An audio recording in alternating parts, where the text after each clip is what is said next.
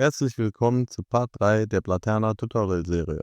Wir machen genau dort weiter, wo wir im letzten Part aufgehört haben.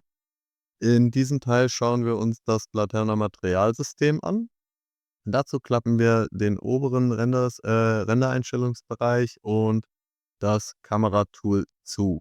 Klappen den Materialbereich auf. Den seht ihr hier. Das ist eine Art Liste. Wir haben hier beispielsweise ein Objekt.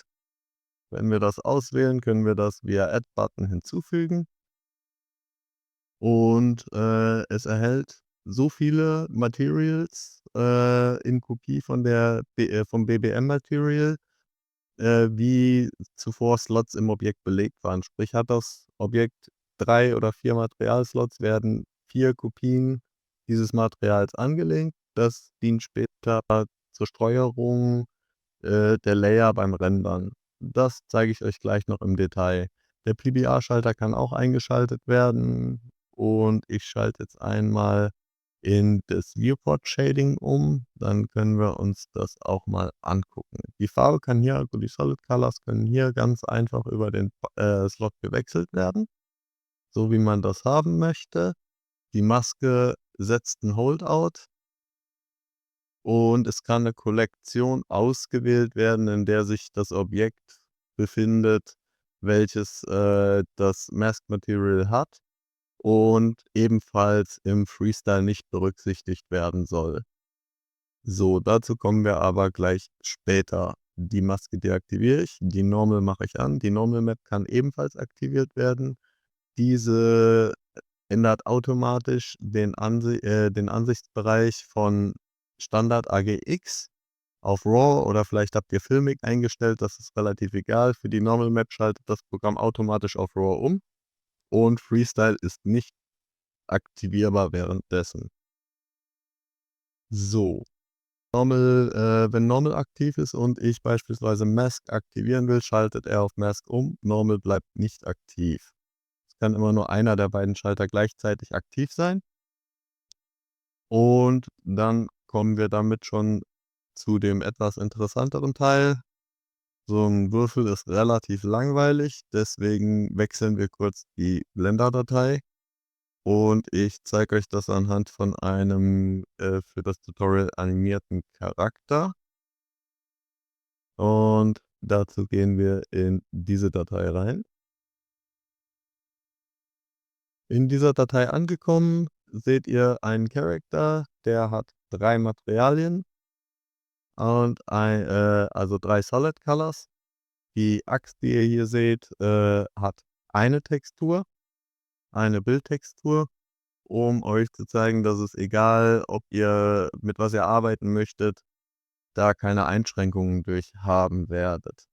Wir gehen ins Endpanel, importieren über Create Render Setup unser Blaterna Setup und klappen uns die Sektion noch nicht ein. Wir laden jetzt erstmal unser zuvor erstelltes Preset Tutorial und damit ist das meiste schon eingestellt. Wie ich sehe, genau so möchte ich das gerne haben. Die Kamera weiß ich nicht, die prüfen wir kurz, ob die korrekt eingestellt ist. Nein, die ist nicht korrekt eingestellt, aber das machen wir jetzt auch sofort.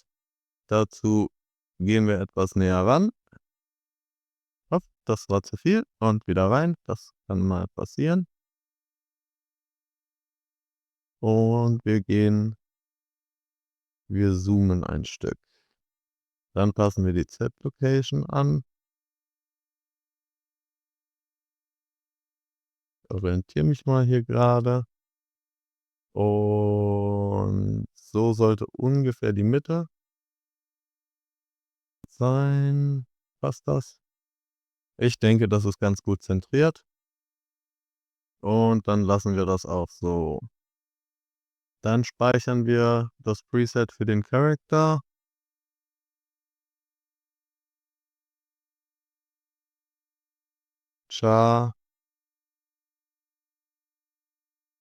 Can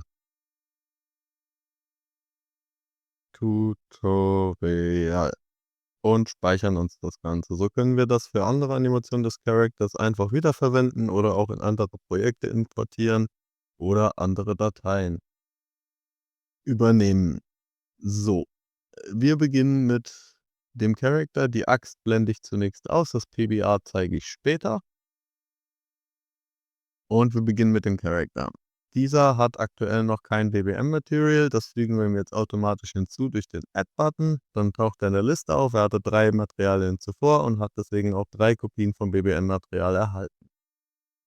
Jetzt habe ich aus Zeitsparungsgründen Vertex Groups vorbereitet, um das schnell festzulegen, welche Farbe wohin soll. Das heißt, wir nehmen zuerst mal Body und wechseln in den Edit Mode und dann können wir diesen auswählen. Wenn dieser ausgewählt ist, fügen wir ein Material hinzu, also wählen hier ein Material, welches das übernehmen soll und drücken Assign. Wenn das passiert ist, können wir die Color anpassen. Das ist unsere zweite. Die machen wir mal etwas heller, kontrollieren das kurz, ob uns das gefällt. Ja, das hat funktioniert. Dann deselecten wir das Ganze wieder, wählen Hair aus und drücken wieder auf Select. Wenn wir das getan haben, nehme ich hier mal den oberen Slot, drücke auf Assign. Dann kontrollieren wir kurz, ob das auch geklappt hat. Natürlich hat das geklappt. Ist der obere Slot, deswegen färbt sich die Hose mit. Für die Shorts habe ich allerdings auch vorbereitet. Da selecten wir wieder. Wir deselecten zuerst die Haare und selecten dann die Shorts und weisen das letzte Material zu. Damit ist der Charakter koloriert und wir können das jetzt hier kurz einstellen. Gebe ihm mal so einen Hautfarbenton. Die Haare machen wir nicht blau, sondern die werden schwarz. Und die Hose mache ich in einen Braunton.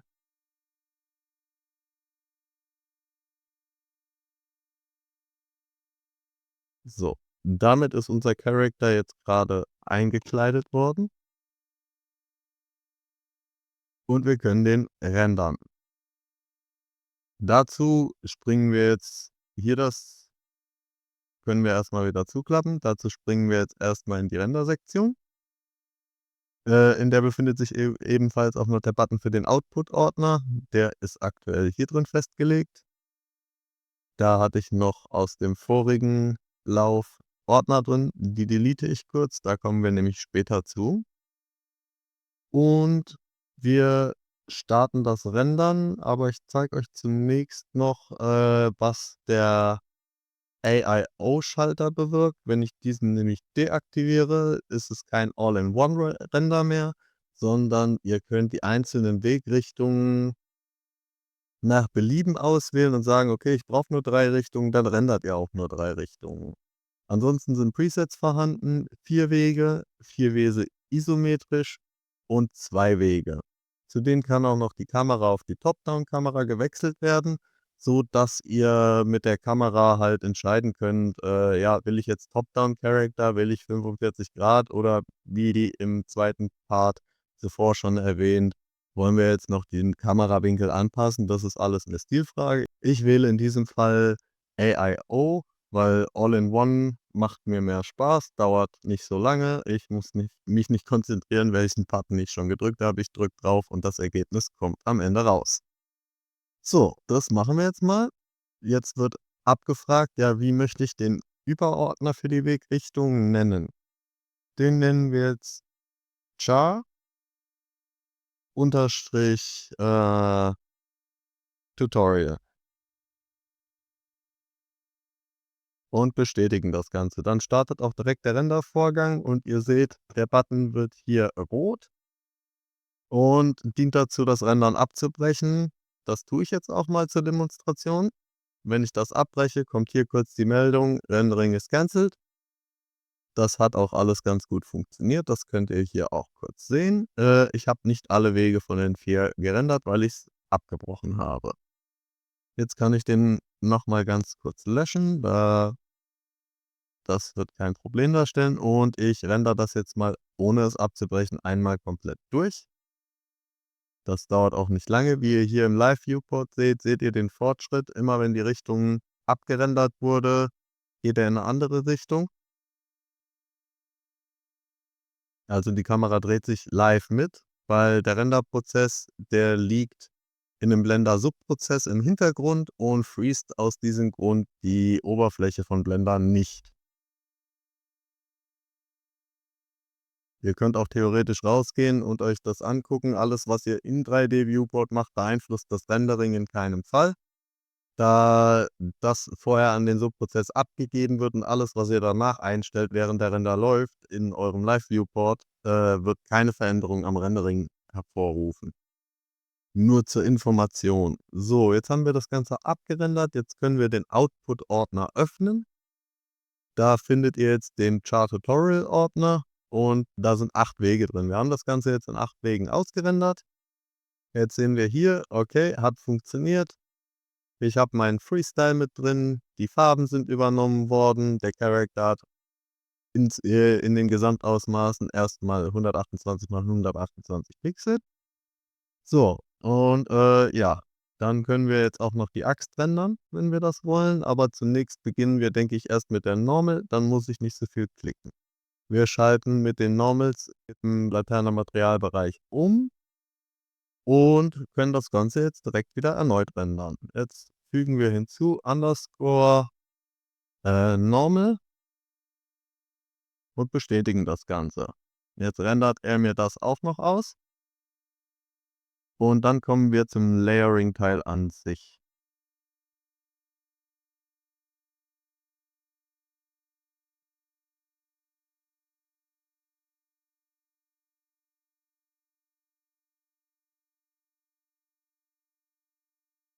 Okay, Rendering ist completed. Das können wir mit OK bestätigen. In dem Fall können wir die Normal Map jetzt ausschalten, können den Character maskieren, können die Collection auswählen, in der sich der Character befindet und stellen von inklusiv auf exklusiv, damit er beim Freestyle nicht mit berücksichtigt wird.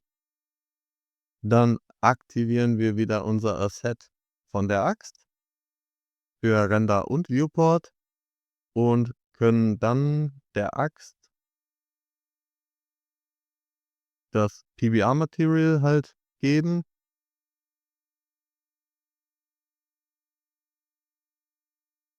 und das Ganze dann ausrendern. Das benenne ich kurz um in Axt,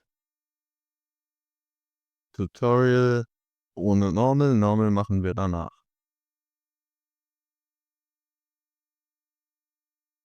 Der Renderprozess läuft, das dauert auch nur 'n kleinen Moment. Wir rendern schließlich nur einen Frame.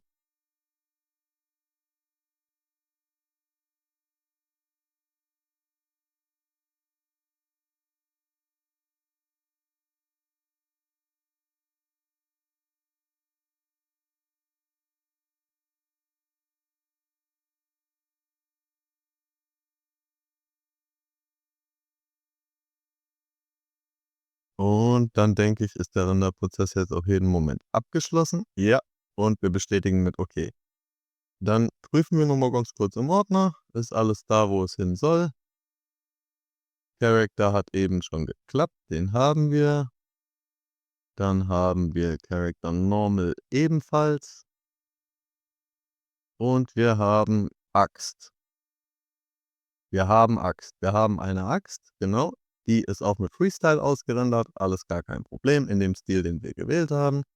Und wie ihr hier seht, die Stellen, an denen sich der Charakter befindet, werden ausgeschnitten durch das Holdout Material. So, zurück im Output-Ordner schließen wir den wieder und, wir verwenden die Axt als Normal Map. Wie ihr hier seht, ich habe vergessen, sie hinzuzufügen. PBR funktioniert halt ohne hier hinzufügen beim Rendern ebenfalls. Allerdings, wenn ich's hier hinzufüge, um Normal und Masking verwenden zu können, muss PBR aktiv sein, damit das später seine Textur erhält. Da zeige ich euch auch kurz, wie ihr eure Texturen auf mein Material übernehmen könnt. Dazu gehen wir noch mal kurz in den Shader Editor und hier seht ihr den Render Helper. Das ist 'ne kleine Node-Group. Diese sorgt dafür, dass die Schalter zwischen den verschiedenen Texturzuständen oder Darstellungszuständen hin und her schalten, sodass ihr das nicht jedes Mal manuell einstellen müsst. Ich zoome hier etwas ran, damit man das besser lesen kann. Wir haben im unteren Bereich den PBR-Teil. In dem PBR-Teil könnt ihr 'n komplettes BSDF-Node dranklemmen. Sind alle Anschlüsse dafür verfügbar und auch alle Werte darüber einstellbar. Dann haben wir hier die Switch-Sektion. Da sind die 3 Schalter, die hierfür, maßgeblich verantwortlich sind. Und hier halt die Solid Color. Wenn wir uns das ganze Ding von drinnen einmal kurz angucken, dann fahre ich das hier mal kurz auf Seite und dann seht ihr hier mein Material. Hier unten ist der Normal-Bereich, der die Objekt-Normal ausgibt. Hier ist unten der PBR-Bereich, der an das, Principled BSDF-Node geknüpft ist und ein weiteres BSDF für die Solid Color und ein einfaches Holdout-Node. Das Ganze ist mit Schaltern verknüpft und, jetzt, um zu dem zurückzukommen, wo wir waren. Wir möchten, dass die Axt jetzt auch ihre Textur behält. Das ist kein Problem. Dazu fügen wir einfach kurz noch mal 'n zweites Material hinzu, wählen unser Axtmaterial aus, kopieren uns den Teil, den wir haben wollen, hier heraus und kopieren uns den Teil hier herein. Dann können wir das Ganze dahin schieben, wo wir das möchten und Color mit PBR verbinden und dann könnt ihr da unten eure Texturen dran klemmen. So, wie ihr seht, hat das auch schon im Viewport hier oben funktioniert. Und dann könnt ihr das Original-Axt-Material auch hier wieder aus dem Slot rausnehmen, denn das brauchen wir in dem Fall nicht mehr. So. Gar kein Problem. Wir machen weiter, mit der Normal Map. Die können wir jetzt in dem Fall auch umschalten. Wir können's Holdout setzen.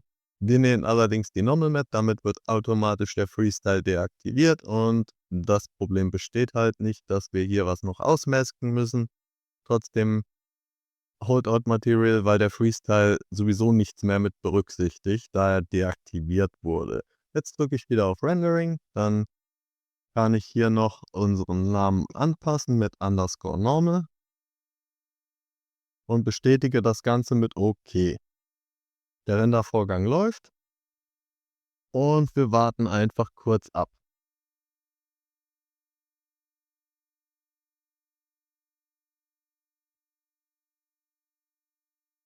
Was mir gerade live aufgefallen ist im Rendering, ich habe den Kamerazoom etwas klein gesetzt, weswegen die Axt oben, wie ich gerade bei der Rotation gesehen habe, oben etwas abgeschnitten wurde. Deswegen sage ich, mache den Rand lieber etwas größer. Der überschüssige Rand, wird später von der Packer-Software kann der mit entfernt werden. Das ist also kein Problem. Das ist jetzt auch nur zu, Darstellungszwecken und, ja, ich sage mal, das ist jetzt kein Output, der später wirklich verwendet wird. Das dient nur dazu, euch das bildlich zu zeigen, wie das Ganze funktioniert. Deswegen werde ich das jetzt auch nicht noch mal korrigieren. Wir lassen das so, wie das ist. Das Ergebnis kann sich, denke ich, trotzdem sehen lassen. An dieser Stelle können wir, das Sprite-Sheet-Tool kurz öffnen und uns unser Layer-Ergebnis kurz angucken. Dazu drücken wir unten den Button und dann öffnet sich auch schon unser Fenster. Und in Layer 1 können wir 'ne Folder auswählen. In dem Fall ist das die falsche, im Ordner Bilder und unter Blaterna Tutorial haben wir unsere Sachen gespeichert. Hier sind die 4 Ordner, die wir gerade eben gerendert haben. Die enthalten jeweils 8 Unterordner. Wir wählen als ersten Layer mal den Character aus und erhalten hier oben 8 Wege. Ihr könnt mit den Numpad-Tasten 1, 2, 3, 4, 6, 7, 8 und 9. Das seht ihr auch hier noch mal in den Shortcuts, die könnt ihr hier aufrufen. Könnt ihr euch die Wegrichtung drehen und euch die Animation aus vielen verschiedenen Richtungen schnell ansehen, ob euch das gefällt. Es dient quasi als Prüftool. Ich bleibe mal in der Frontansicht und sage jetzt, ich benenne den Layer dann kurz um Okay, wir benennen den Character kurz um. Wir nennen den Character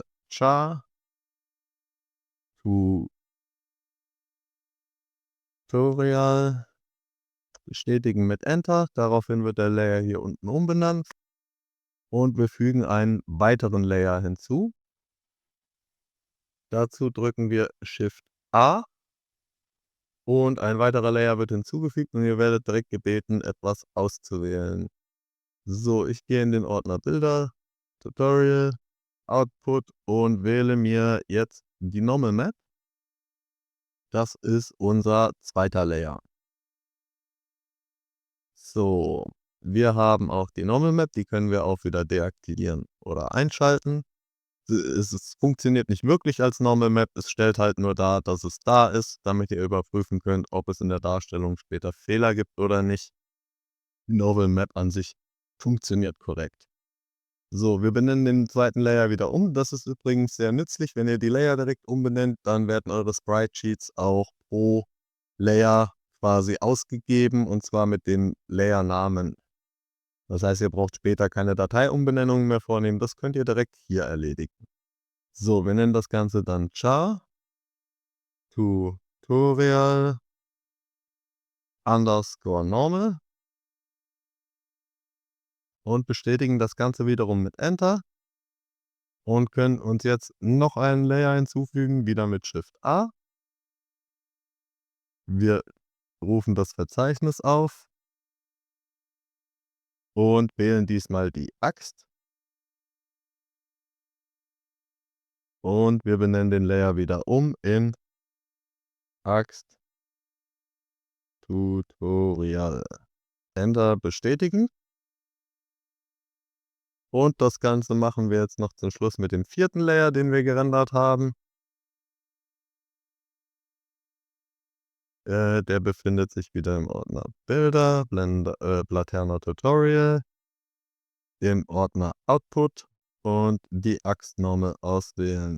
Dann benennen wir den Layer noch einmal um und dann haben wir es auch mit der Umbenennerei. Axt underscore Tutorial underscore normal.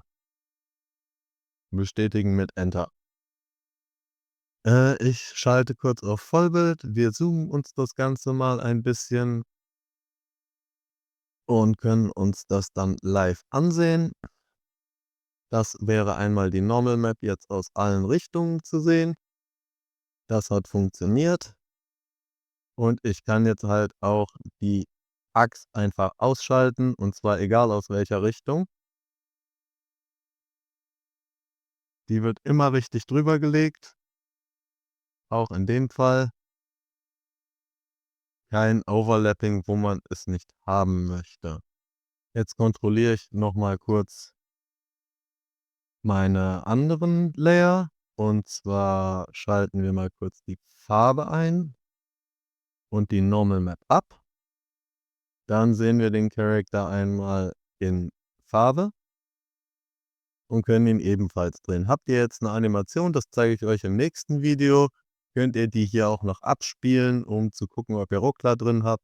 Eventuell auch noch 'n Frame entfernen, wenn ihr 'n Frame zu viel gerendert habt. Alles kein Problem. So, dann schließe ich das, Packer Studio wieder und ich freue mich auf den nächsten Part, wenn ihr wieder mit dabei seid. In Part 4 geht's dann an dieser Stelle weiter. Ich bedanke mich. Bis zum nächsten Mal. Tschüss.